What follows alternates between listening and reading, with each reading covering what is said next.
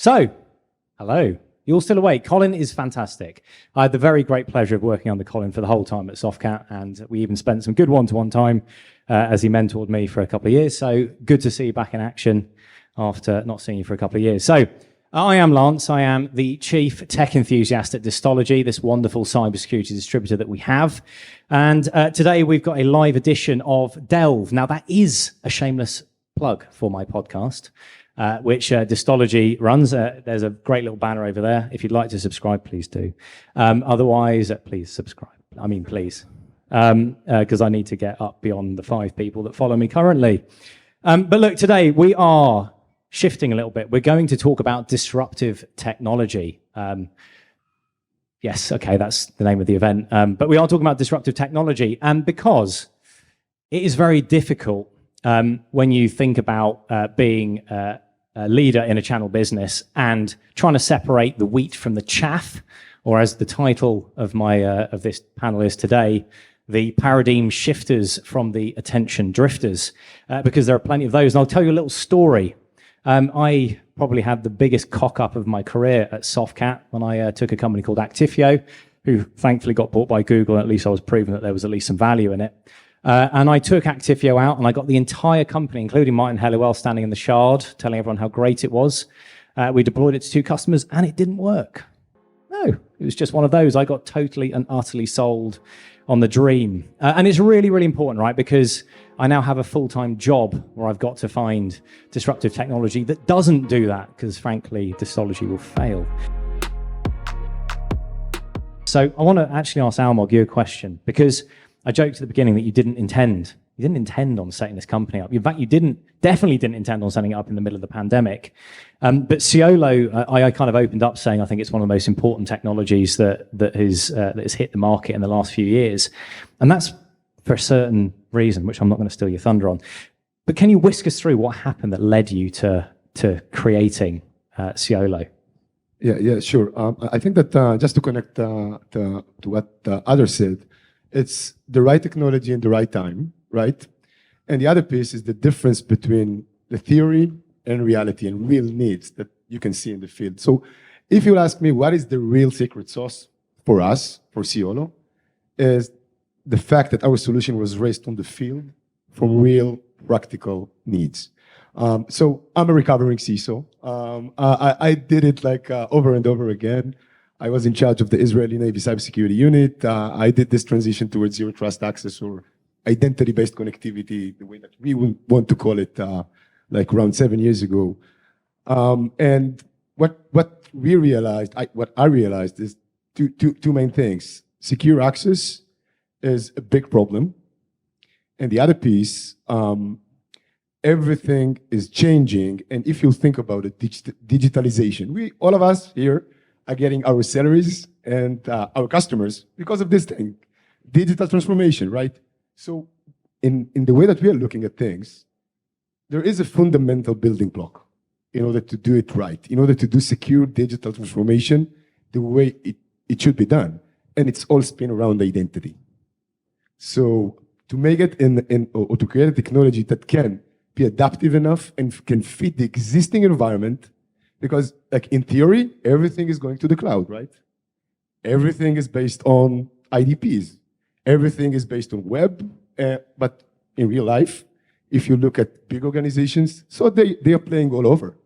They are in data centers over the cloud, and there's a lot of compute resources that are even relying on production floors, basically. So to make it realistic, you need to, and again, I think that in general, in order to do a big transition, you need to take organizations and customers from their existing state to the wanted state without making assumptions, right? Because the thing that I was frustrated about the most as someone that was a customer of solutions like Cyolo for more than 15 years is this assumption or this false statement that goes like this.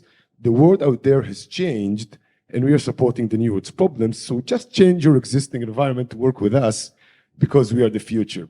Guys, give me a break. Idea. I'm doing it for too much time. Like, it doesn't work.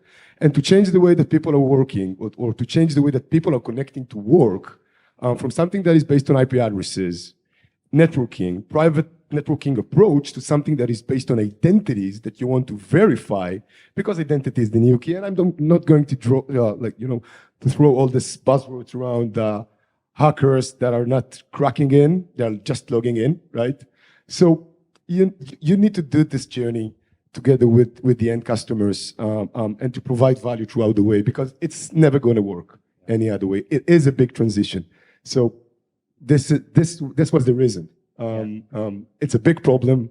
The existing solutions were not adaptive enough, not secure enough. And user experience is the most important thing, because this is our customers' customers. And every security product in the world, if the end user, and again, I was in charge of the biggest malware outbreak, I think that the IDF experienced in 2011, right? You know what the root cause of it?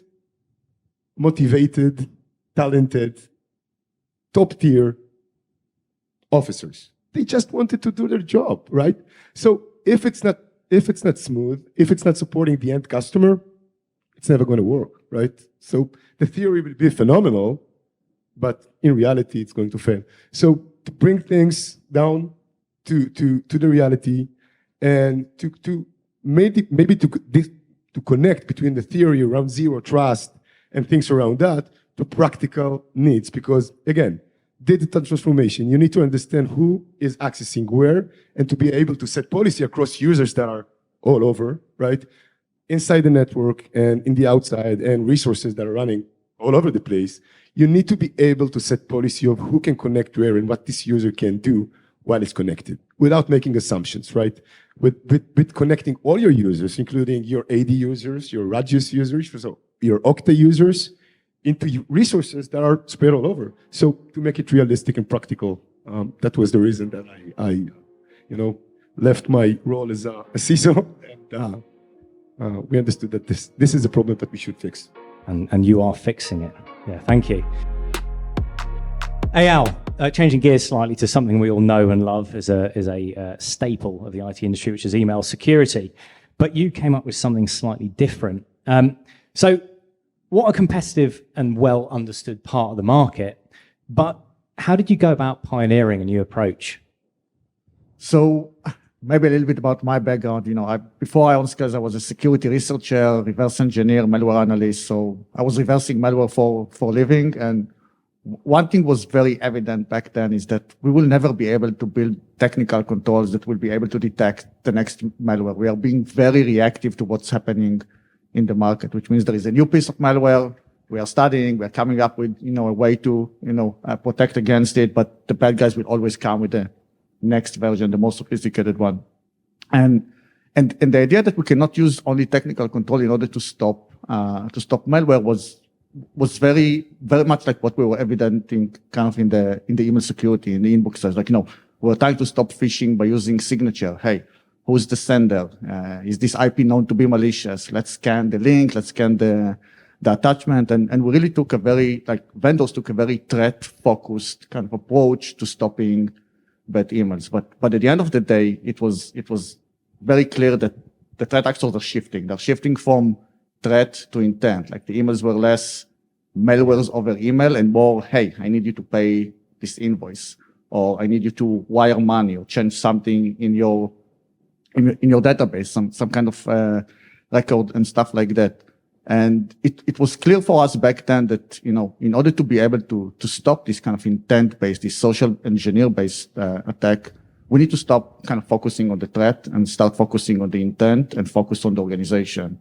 And we thought that in order to protect users, we need to know the users. In order to protect the organization, we need to know the organization. And luckily enough, it was the time where machine learning was becoming more practical because of computing and cloud and all this kind of transformation that happened back then. And back then we decided that we want to build a different technology. We want to think in a very different way about this problem. Instead of being kind of, chasing known threats and, reading feeds and stuff like that, let's build a technology that can really understand communication patterns and behavior. Let's build a technology that really understands the users, how they are communicating with each other internally, externally. What do we know about organizations? Who are the vendors that this organization is working with? Who are the clients that this organization is serving? And let's build models and technology that is more based on detecting malicious intent, detecting anomalies, like saying, hey, we know that you are working with vendor X and you are paying invoices every last Thursday of the month, but this time it's coming in an odd way, in a fishy way. Like we never see this kind of, communication pattern between. We never seen this kind of, bank accounts and number. We never seen this kind of signatures, when you guys are communicating. And this is how the idea basically came to life. Hey, let's stop focusing on threat, not because there is no threat, because the threat actors are now more focusing on intent. They're trying to hack, they're trying to hack the business process and not necessarily the endpoint. They're trying to lose someone to do something that is not supposed to do.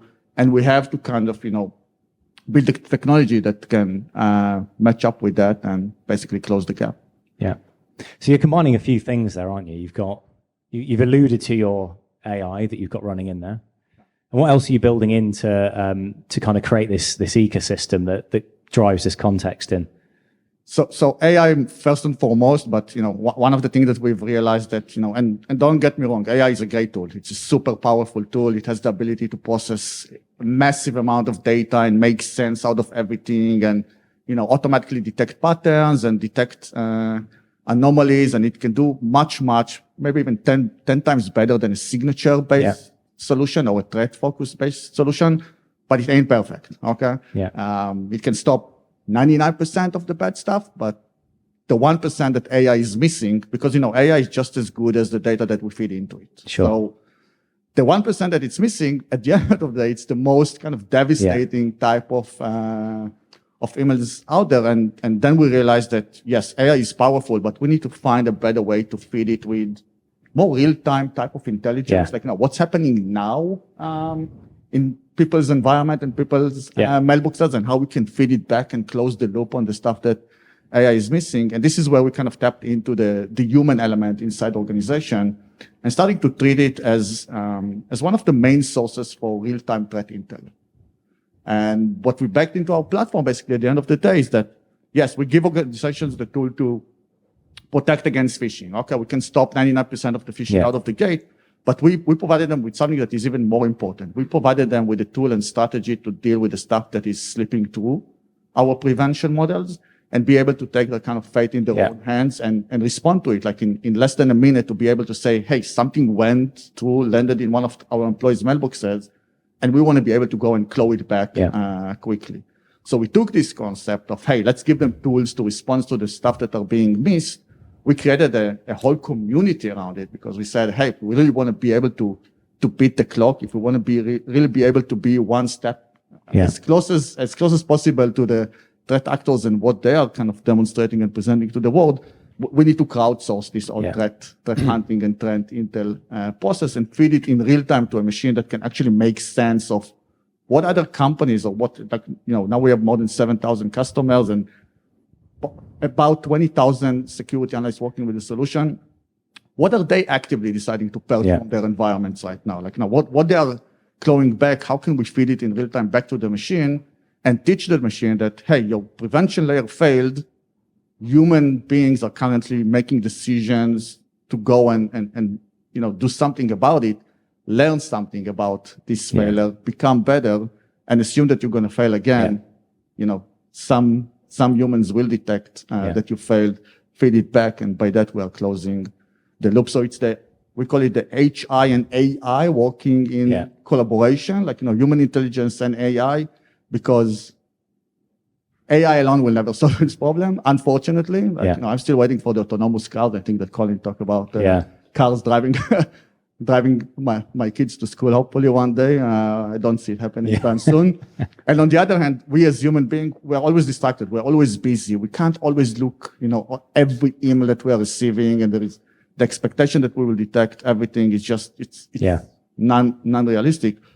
But when you put these things together, you say, hey, just do the things that you are great at.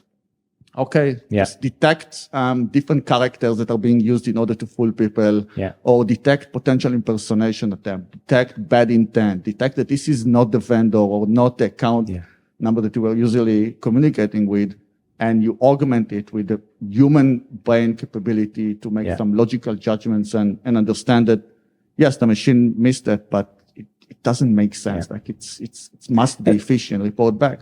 This is what you're talking about here with community and context are, in my opinion, is the two things that are separating the best cybersecurity technologies today from the others. If you're not doing something that is drawing on a community, if you're not doing something that is helping to build context around it, then frankly, you've just got a good technology that probably is missing a ton of stuff. Yeah, I think it was Bush Schneier that said that if you think that technology will solve all your security problem, you don't understand security and you don't understand technology. Yeah. Look, I want to change gears now. We talked a little bit about networking with Almog. We talked about email. I'm being very purposeful and deliberate with the topics here because we're going to go diving into data now.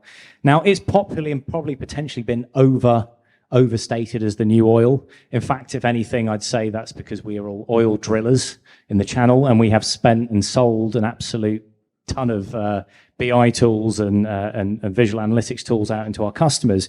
But generally speaking, over the last 18 months, I am staggered by the lack of investment in the channel. And what I mean by investment is not money, I mean time, real thought about how you secure data. We're not short of perimeter tools, right? We are very good at selling firewalls and selling network security tools and endpoint security and disk encryption and email encryption and so on and so forth. But when we actually look at the stuff, the data, there's a problem. And Fortanix really helped me to really understand why the problem is far, far bigger than we perhaps gave it credence for. And what probably those in the room don't know is that there's a vast consortium called the Confidential Computing Consortium, which comprises basically every single one of our A-list, B-list, C-list security vendors that have all been working together to try and address one big problem. But I'm not going to tell you what that is because that's what Richard is going to do. Richard, can you talk to us a bit about confidential computing, but actually less about confidential computing and what is the problem that I'm alluding to? Yeah, thanks, Lance. Having been called a data activist and data being referred to as the new oil, I'm going to avoid supergluing myself to anything as I speak to you. Data, certainly could be considered the new oil, both in terms of what it's doing to enable the flows of information within the digital economy. That lubricant to the business models that we're all now so embedded with. But equally, data could be the new oil in terms of the revenue that can be generated from that data. And that's a real problem where that data is subject to particular consents, particular regulatory control. And so Fortanix is using a technology called confidential computing. In fact, we were the pioneer of the technology. We're based in Mountain View in California, but we now operate globally. And we were one of the inaugural members of the Confidential Computing Consortium that you mentioned. And there's some very significant organizations participating there, including Microsoft, Facebook as a user, Accenture, Google are participating. And the reason for that is that this technology is now becoming prevalent within cloud spaces, and it's an enabler of cloud migration and cloud security by protecting the data in use. So Fortanix, as Lance mentioned in the introduction, manufactures an HSM replacement solution for key management and tokenization. We're very familiar with protecting data at rest. I think 15 of the world's top 50 banks now use our systems to protect their data.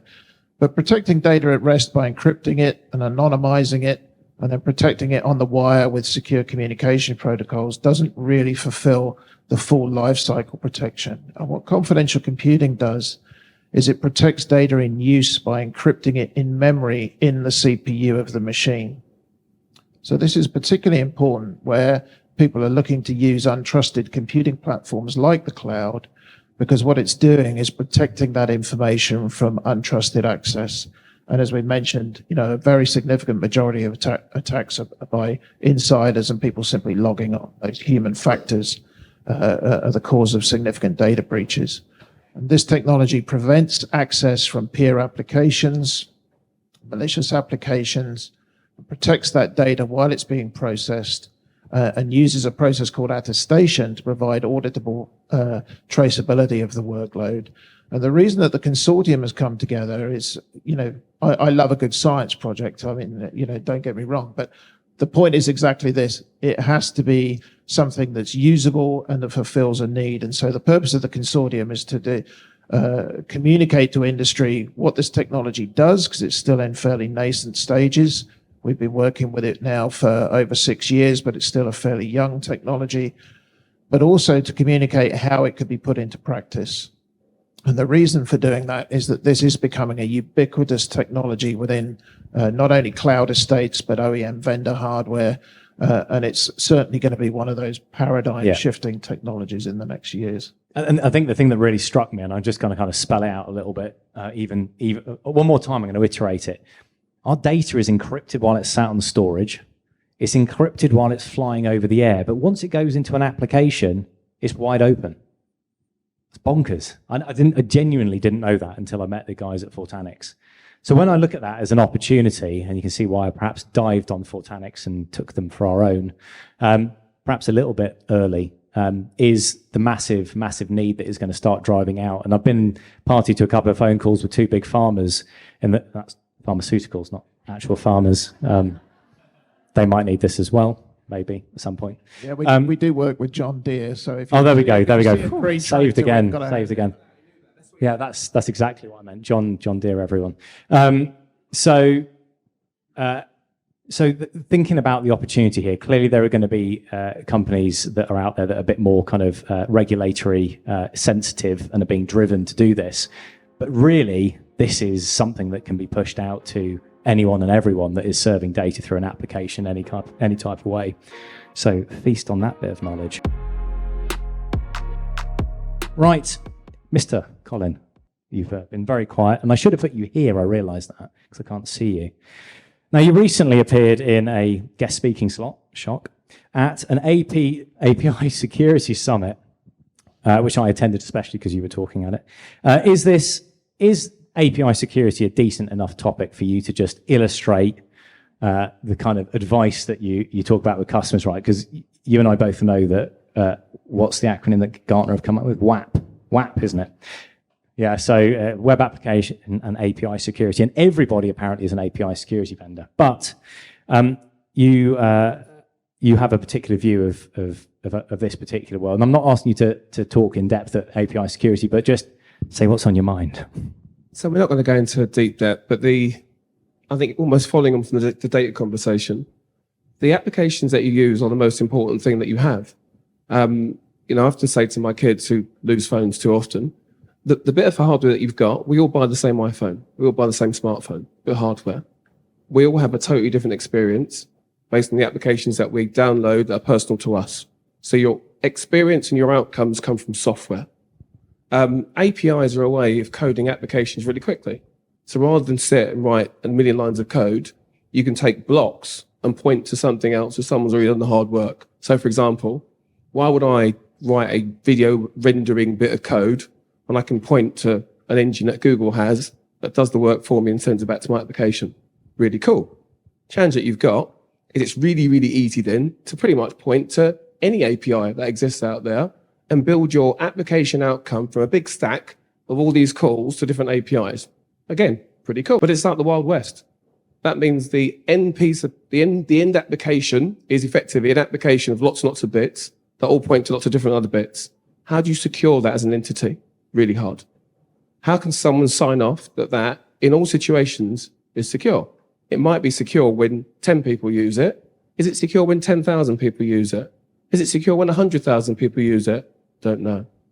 So that whole circular need to test APIs, the API secure outcomes they deliver as part of this nested application is key.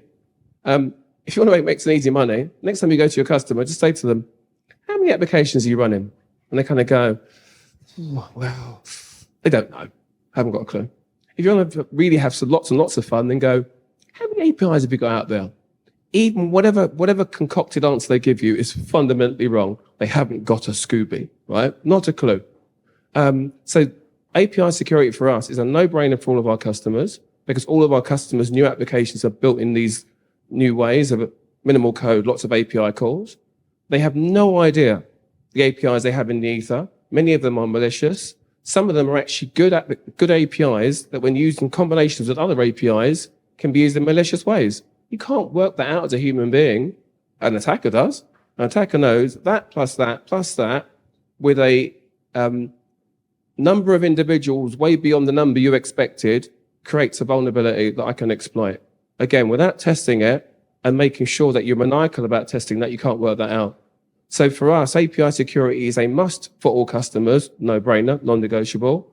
And part of the initial first phase that says, just help me discover how many APIs and applications I've got, is a really easy conversation you can have with every one of your customers, and they'll all kind of go, I'm not sure. And your first step will be, I can help you do that. And that's their first rung in getting a better understanding of what's happening and then moving forward, ultimately securing it.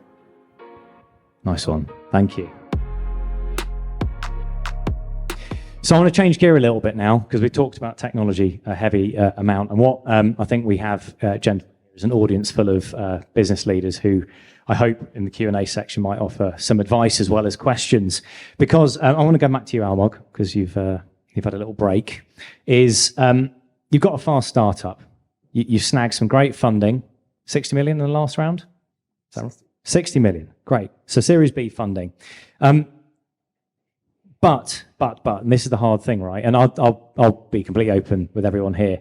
It took Mark, where is he in his cardigan over there? Mark, it took us about 2 days for me to get what Cyolo is, because I thought it might be networking, and then I wasn't so sure, and then I thought it might be an identity solution, and then I wasn't so sure, and so on and so forth. Now, actually, I'd like to say that we've managed to nail down the pattern better now. We know what we're talking about.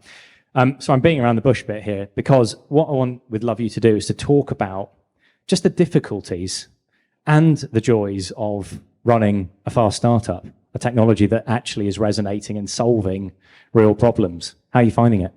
Yeah, so first of all, I think that all the people in the room here, we have one purpose. We all of us are serving customers, right? And I think that if we are looking at IT and security departments, they are trying to find the right point in this graph between enabling the business and securing the business. And I think that the optimal point, it's not easy. It's not an easy task. And this is the reason that CISOs and CIOs are not going to be replaced by machines, right? But the way to help them is to provide them, and this is something that was talked here in this forum, is to provide them the right context. And the way to get there is with integrations, because we are never in a greenfield, especially with big accounts, and to support them with data.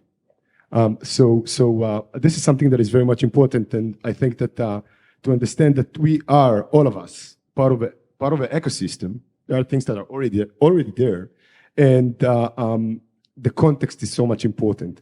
So back to what we are doing, and building a company that basically we founded the company a week before COVID flipped the world upside down. So as a practitioner, every year, different buzzword or different tagline, which means basically the same, back to basic, maximizing the existing. And a lot of them, and the bottom line is, sorry for my French, cut your fucking headcount, right? Do more with less, right? So to connect people to work in nowadays our reality, this is something that is a real problem. Yeah. And even if we think about recession, even if we think about the fact that a lot of and I think that there are good signs, especially around security, because we do see the impact is not so strong on budget. This is at least what we see, because I do think that a lot of boards and a lot of leaderships of a lot of companies understand that security is a must, right? It's not this insurance that you need to tick the box. Yeah. In order to feel good with yourself if you're going to be breached. So again, we need to tackle real problems, and we need to deal with the reality. Yeah. And the reality is way more complex than the theory. Again, connecting people to work in a secure manner, this is something that is needed. Yeah. And will always be needed. Yeah. And the existing environment of all the organizations that we met, and basically the bigger they are, the bigger the mess, the bigger the problems. So you need to integrate with the existing. You need to help them to create this right context, to be in the right balance point between enabling the business and securing the business. Because we want to be perceived as the best breaks for you, Mr. Customer, to allow you to drive fast. Yeah. Right. So again, to support digitalization, we need to take care of obviously the adaptiveness of the solution, and to make sure that the operational pain is being contained. Yeah. And user experience, so much important. Yeah. So much important. And to position yourself in a place that is actually solving a business problem, not a security problem or IT problem. Hey, I'm going to ask you the same question, or very similar question. Ironscales, different place in your growth to Cyolo. You somehow snagged 7,000 customers globally, which is staggering. If I might say so, you haven't had a glitzy marketing campaign that has fronted up the front of the company. You've done all of that business through word of mouth, through passing on some tactical engagement with customers, and you've grown this kind of phenomenal community around email security. And not least, but this year we've started to see your first imitators. And as someone much wiser than me once said, movement doesn't start after the leader, it's after the first follower. So can you talk to us a bit about the Ironscales journey? Sure. So first and foremost, I said that imitation is the best form of flattery. So we are very flattered. The Ironscales journey started as a bootstrap. I bootstrapped the company for almost 2 years. It was just me, kind of coding, selling, supporting, doing all these kind of things. And our big. By the way, I was his customer. Yeah. Great product, right? we just figured it out. And I think the disruptor challenge is always the same. Like, you're stepping into a market where, even back then it was pretty noisy. 2,000 cybersecurity vendors, like Colin said, Yeah. customers trying to figure out who's what, because they're all kind of, pulling up the latest breach and users saying, you see this breach? We could have stopped it. And now it's becoming very noisy and challenging. And I think for Ironscales, and I was always using the AV EDR examples. No one never thought that you will uninstall his AV. Okay, Yeah. If you told people that they will uninstall their AV, they would. We have CISOs here. They would think you are crazy. And then EDR came up, and all of a sudden, AV belongs to the past. So with the Ironscales journey, when I started, I told them, I was meeting with CISOs like Almog and his colleague, and I told them, your SEG is not enough, or we need to think about this problem differently. And I was kind of getting this kind of look of, and I actually told them your best source of Almog's getting now, I mean. and I kind of, I took it forward and told them, actually, your best source of threat intelligence is sitting right behind you. And back then, CISOs looked at people as problem, not as a solution. I told them, no, you get it all wrong. These people behind you, they can save the next breach. If you give them the right tool and the right kind of, if you empower them the right way, they will stop the next phishing potential successful phishing attack. So I think that was one of the biggest kind of challenges, to step into a commoditized market, step into a situation where people felt that the problem was already solved, or they've done their best to solve the problem, because they said, hey, we just bought this and that, and we just pay $1 million. You want to tell us that it's not enough, that we're still exposed to a potential breach? So yes, the first day is kind of lots of legwork, lots of education, trying to educate the market and innovate. I think that innovation is that's the thing. If you look at your timeline, you've never stopped. It's been never stopped. 8 years of continuous innovation. Because let's admit it, the bad guys, they keep us on the on our toes. Yeah, so we were very pleased to announce our Series C funding the other month from Goldman Sachs Growth Equity and others. And I think what that demonstrates is actually an endorsement as also a customer of the company, of the technology, and the potential that this has to disrupt cybersecurity and defense within, not only cloud, but on-premises data centers. And I think, the thing that Fortanix is doing, and my role within the business, is to demonstrate the business value. As much as we're talking to security leaders and we're selling into a security market, what we're actually doing is we're selling an enabling technology. And, that's demonstrated by some of the customer use cases that we've publicized. And just, not sure whether it was last week or the week before, a new venture talking about farmers was disclosed by a company called Zulig Pharma in Singapore, and it's something called the Digital Health Exchange, which is Asia Pacific's first data marketplace for regulated healthcare data. And that's enabled by the technology that we're delivering, and it's solving a real business need. It's enabling monetization of the data as part of that marketplace. And it's actually, working for societal good to enable new drug discovery, new clinical therapies to be developed. And so the importance of the technology that Fortanix is selling is not so much in terms of the intrinsic security that it provides, although, as you rightly mentioned, it now enables full lifecycle data security by protecting it in use. It's actually enabling new business models.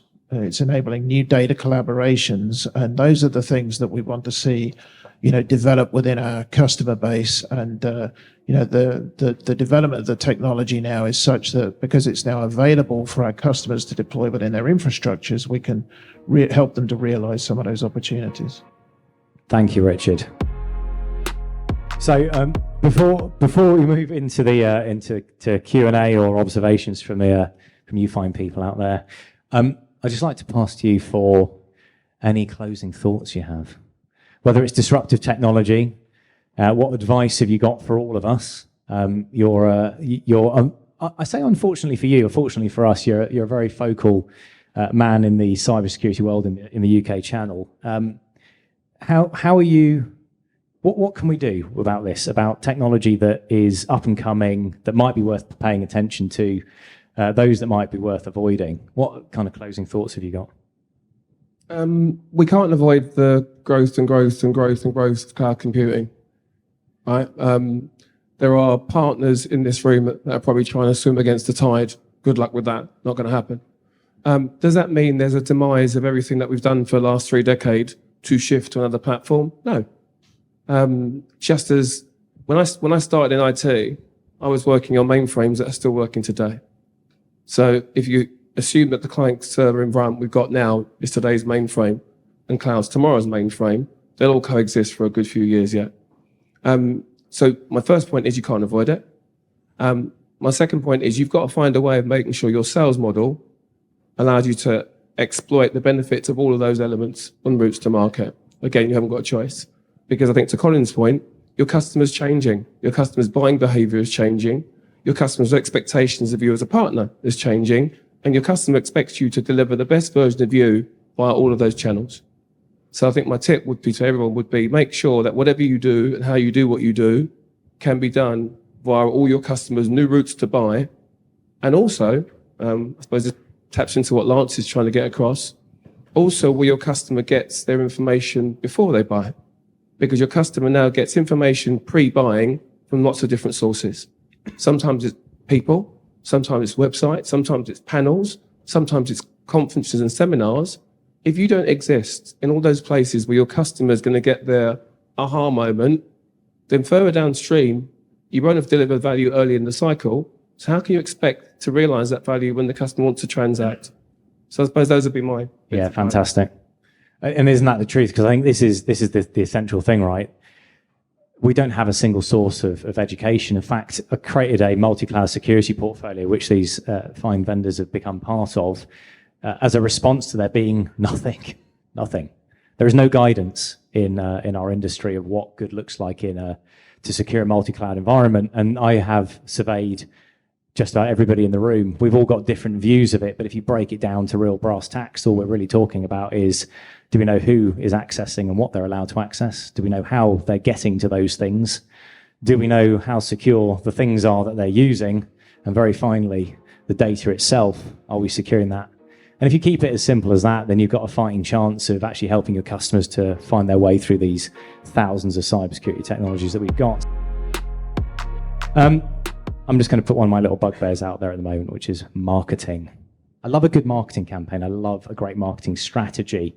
What I'm concerned about is us being wooed by them. Yes, I am still carrying that pain from 8 years ago when I took Actifio out to the Softcat world.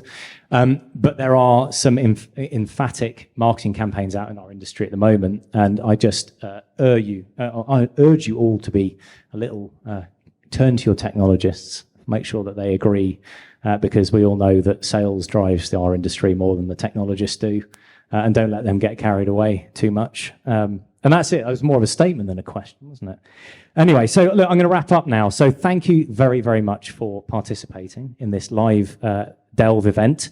I'm your host, Lance Williams, and I'm the Chief and Tech Enthusiast at Distology. Thank you very much for joining me, Eyal from Ironscales, Richard from Fortanix, Almog from Cyolo, and Colin from Computacenter. And if you have enjoyed today's panel, then we do much shorter versions of these on the podcast. So please do promote to your teams, your family, and your friends the opening 10 minutes of all of our podcasts. Anyone in your family could subscribe to. Yes, I am forcing my children to listen. And thank you for being part of today, and join us next time as we delve into the next technology topic. Thank you.